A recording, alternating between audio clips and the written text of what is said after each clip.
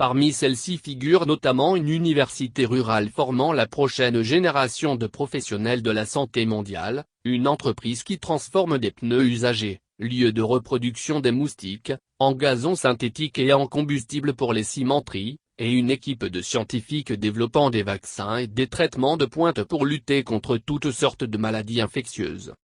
Après avoir passé 20 ans à me rendre sur le continent et à travailler avec ses dirigeants, je n'ai nullement été surprise de voir que des solutions africaines qui permettaient de répondre aux défis de l'Afrique. Je n'ai pas plus été surprise de découvrir que bon nombre des personnes talentueuses à l'origine de ces solutions étaient des femmes. 2 jeunes femmes de 20 ans ont créé Ecov, une société de recyclage de pneus, basée à Dakar. Les femmes sont aussi largement présentes dans les structures d'enseignement supérieur. Elles représentent notamment 70% des étudiants de la University of Global Health Equity, l'école dans laquelle je me suis rendu à Butaro, au Rwanda, ainsi que la moitié du personnel de l'Institut Pasteur de Dakar, une institution de recherche de renom et un fabricant de vaccins et de solutions de diagnostic. Ces femmes jouent un rôle important pour l'avenir de l'Afrique. Mais pour y arriver, elles ont dû, comme la plupart des femmes du monde, persévérer et surmonter des difficultés économiques, une répartition inégale des responsabilités en matière de soins et une norme culturelle omniprésente selon laquelle le rôle des femmes demeurerait, avant tout, la gestion du foyer. Ce succès durement gagné est un exemple pour leur famille et leur communauté. En outre, les femmes autonomes et en bonne santé contribuent à l'amélioration de l'équité en santé, au progrès technologique et à assurer un avenir financier plus sûr pour tous. Selon une estimation de la Banque mondiale, si les femmes disposaient des mêmes moyens financiers que les hommes, la richesse mondiale totale augmenterait de 14%. L'égalité des sexes demeure à la fois un défi global, et ce notamment depuis la pandémie qui a eu pour effet d'exacerber les inégalités entre les sexes, et une opportunité. À la Fondation GATT, nous réalisons l'importance capitale de permettre aux femmes d'accéder aux mêmes opportunités que les hommes afin de réaliser leur plein potentiel. Nous avons également appris ce qui est nécessaire pour y parvenir. Au lieu de laisser aux femmes le soin de surmonter par elles-mêmes les obstacles systémiques auxquels elles sont obligatoirement confrontées, les dirigeants peuvent stimuler des progrès beaucoup plus rapides en mettant en œuvre des politiques et des pratiques volontaires pour permettre l'élimination de ces obstacles. Parmi les domaines dans lesquels des actions immédiates permettraient de faire une grande différence, on retrouve notamment les soins de qualité. Lorsque les femmes ont accès à des soins médicaux de qualité et sont maîtres de leur propre choix en matière de santé et de planification familiale, le résultat n'est pas uniquement une amélioration du niveau de santé et de productivité des femmes, cela se ressent également sur leur famille, y compris les hommes dans leur vie, et leur communauté. Pourtant, trop souvent, les problèmes de santé des femmes sont marginalisés. J'ai visité le centre d'appel de Babil au Rwanda. Ce centre gère quotidiennement 3000 rendez-vous de télésanté avec des médecins et des infirmières, et est un excellent exemple d'organisation qui veille à ce que les femmes ne soient pas laissées pour compte. Les soins médicaux par téléphone sont une approche transformatrice pour tous, mais surtout pour les femmes vivant en zone rurale pour qui il peut s'avérer difficile de laisser enfants et travail derrière afin de se rendre à une clinique ou même difficile d'aborder des questions de santé sexuelle avec leur médecin, bien qu'elles puissent les connaître personnellement. Initialement, le système a rencontré quelques problèmes. Le centre Babil Rwanda a constaté que les femmes avaient du mal à prendre rendez-vous car les comptes Babil étaient liés à des téléphones portables individuels, ceux-ci appartenant souvent à leur mari.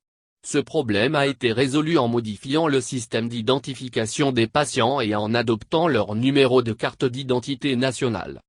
Plusieurs personnes peuvent désormais utiliser les services de télésanté sur un même téléphone, et le nombre de femmes utilisant ces services a doublé. Le soutien aux entreprises tenues par des femmes. Une étude de la Banque mondiale menée dans 10 pays africains a révélé que les entreprises détenues par des hommes bénéficiaient de 6 fois plus d'investissement en capital que les entreprises tenues par des femmes. Au Sénégal, alors que 31% des entreprises appartiennent à des femmes, celles-ci n'ont accès qu'à 3,5% des capitaux disponibles. Les femmes sont plus susceptibles que les hommes de manquer de garanties et de devoir faire face à la fois à des préjugés sexistes et à un coût plus élevé de capitaux.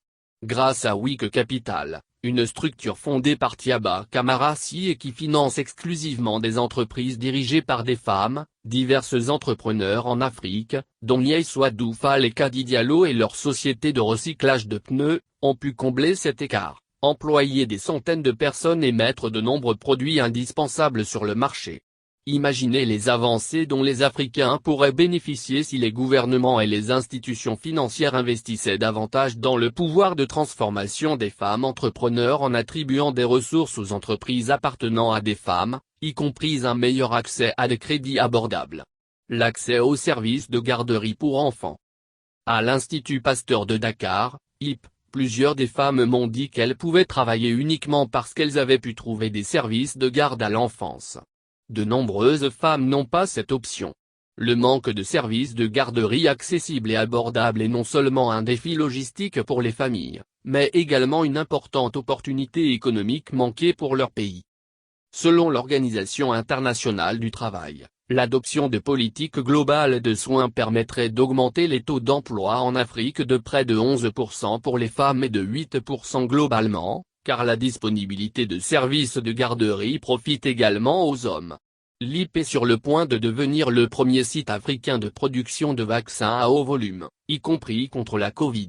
Les progrès de l'IP dépendent en grande partie de la capacité des femmes scientifiques à pouvoir apporter leur contribution. Ainsi, bien que les innovations qui naissent dans les laboratoires de l'IP soient nécessaires, le centre de garderie pour enfants que l'Institut construit s'avère être tout aussi important. Il existe un autre changement, de nature plus profonde, qui permettrait à l'Afrique de maintenir, et même d'accélérer son élan. Presque toutes les femmes avec qui j'ai pu m'entretenir lors de ma visite, et ce, peu importe leur âge et leur expérience, m'ont parlé des remarques auxquelles elles sont constamment confrontées. N'ayez pas trop d'ambition professionnelle ou vous ne parviendrez jamais à trouver un mari. C'est un métier d'homme. Que faites-vous dans ce milieu? Si vous insistez pour devenir médecin, au moins n'envisagez pas une carrière de chirurgien, où vous ne pourrez pas être une épouse et une mère. Ce problème ne se limite certainement pas uniquement à l'Afrique. Chez moi, aux États-Unis, les femmes sont également confrontées à des remarques similaires. Il n'existe pas de moyen facile de changer les mentalités. Mais la première étape consiste à comprendre l'impact engendré lorsque des efforts dans ce sens sont réalisés. Les politiques et les programmes visant à faire progresser les femmes ne sont réellement efficaces que s'ils sont accompagnés d'efforts stratégiques visant à aider les gens à comprendre que lorsque les femmes sont encouragées à atteindre leur plein potentiel, cela crée un ensemble de possibilités bénéfiques à tous. Au Sénégal, j'ai rencontré Binta Diao, une femme qui, à l'âge de 14 ans, a été forcée de quitter l'école pour épouser un homme ayant presque le double de son âge. À 20 ans, elle a commencé à suivre des cours à Tostan, une organisation qui dispense des cours sur les droits de l'homme, la démocratie, la santé et l'économie aux communautés ouest-africaines. Les femmes qui ont suivi les formations de Tostan contribuent à l'évolution des normes culturelles tout en démontrant à leur mari que lorsque les femmes gagnent un revenu, les hommes en bénéficient également. Binta a commencé par vendre des légumes, puis du lait de vache, et est aujourd'hui l'animatrice d'une émission de radio à succès. Elle aborde des sujets portant sur la santé maternelle et néonatale, motive d'autres femmes à créer leur propre entreprise et partage des conseils sur les projets susceptibles d'être rentables. Le constat de Binta est édifiant. Avant, je n'étais qu'une femme ordinaire, confie-t-elle. J'étais rabaissée, a-t-elle ajouté. Mais aujourd'hui quand elle parle, les gens écoutent. Grâce à de tels efforts, la vision des femmes au sein de plus en plus de communautés commence à évoluer et ces communautés commencent à prospérer. Ce n'est que lorsque les expériences de femmes comme Binta ne seront plus minimisées et que les dirigeants africains percevront enfin le potentiel illimité de toutes les femmes du continent, qu'ils seront en mesure de permettre des progrès extraordinaires pour tous.